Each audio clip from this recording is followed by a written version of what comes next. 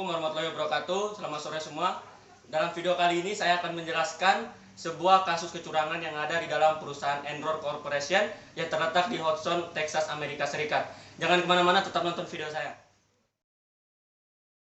Di slide kedua kita akan membahas profil tentang perusahaan Enron Corporation. Perusahaan Enron didirikan pada tahun 1985. Perusahaan Enron adalah perusahaan energi Amerika yang berlokasi di Houston, Texas, Amerika Serikat. Perusahaan Enron Corporation adalah perusahaan merger atau perusahaan gabungan antara perusahaan Houston Natural Gas dan Internet, sebuah perusahaan pipa di Nebraska. Perusahaan Enron Corporation dipimpin langsung oleh Kenneth Lang. Di slide ketiga ini kita akan lanjut dengan pembahasan kasus yang ada di dalam perusahaan Enron Corporation. Yang pertama, perusahaan Enron Corporation mempunyai auditor eksternal sekaligus konsultan manajemen, yaitu kantor akuntan publik, yang dikepalai oleh Arthur Andersen yang berada di Chicago, Amerika Serikat.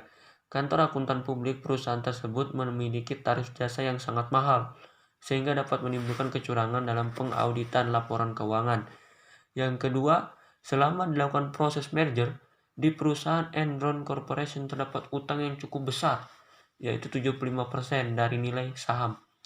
Dalam mengatasi hal ini, Kenneth Lai berdiskusi dengan Jeffrey Scaling selaku kepala keuangan dan mendapatkan ide inovatif dengan memediasi antara pembeli, penjual, dan investor dengan menjadikan gas sebagai objek jualnya. Yang ketiga, perlahan-lahan perusahaan Enron pun bangkit dari hutang-hutangnya. Pada tahun 1990, Jeffrey Scaling merekrut Andy Feston yang merupakan ahli keuangan dengan tujuan untuk membantu menjalankan bisnis mereka. Yang keempat, jumlah utang yang sangat besar membuat pembeli dan penjual menjadi ragu untuk bekerja sama, sehingga perusahaan Enron mencari pinjaman dana tanpa melaporkan ke dalam laporan keuangan.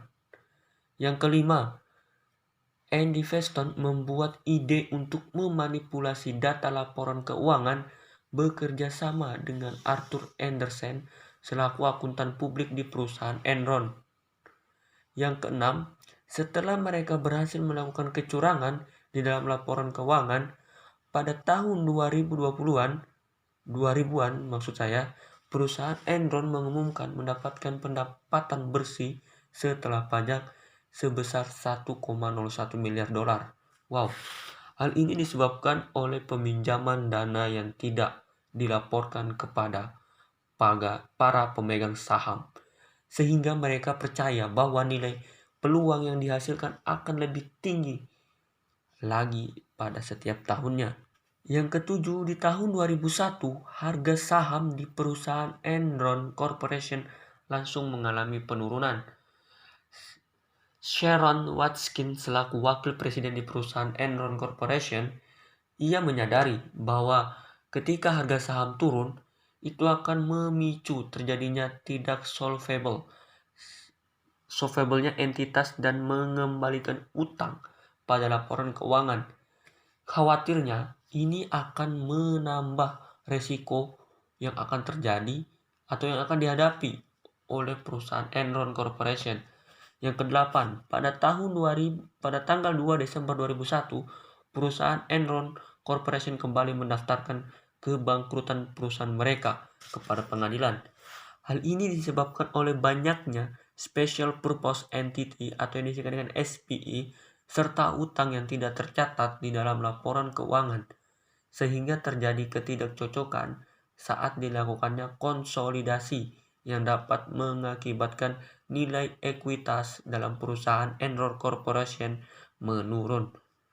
Yang kesembilan, perusahaan Enron melakukan manipulasi angka-angka pada laporan keuangan agar menarik minat para investor untuk bekerja sama, dan dianggap perusahaan Enron Corporation memiliki kinerja yang sangat baik. Artinya, manajemen perusahaan Enron memiliki markup atau bisa disebut dengan meningkatkan laba pendapatannya dan menyembunyikan hutangnya dengan teknik off balance sheet. Yang ke-11, tidak lama setelah itu perusahaan Enron dan Arthur Andersen dituduh melakukan kriminal dalam bentuk menghancurkan dokumen yang berkaitan dengan investigasi. Setelah melakukan beberapa proses, tepatnya pada tanggal 15 Juni 2002, Johnny Federal de Hodgson menyatakan bahwa Arthur Andersen telah bersalah, sehingga dicabutnya izin kantor akuntan publik oleh Otoritas Jasa Keuangan Amerika Serikat. Dari video tersebut kita dapat menyimpulkan bahwa Arthur Andersen telah melanggar kode etik yang berkaitan dengan pedoman di dalam akuntan publik, dan dia telah melalaikan tugas dia dan tanggung jawabnya sebagai seorang akuntan publik yang menyebabkan kebangkrutan pada perusahaan Enron Corporation. Nah, makna yang dapat kita ambil dari seluruh penjelasan yang saya buat tadi, yang saya jelaskan tadi adalah maknanya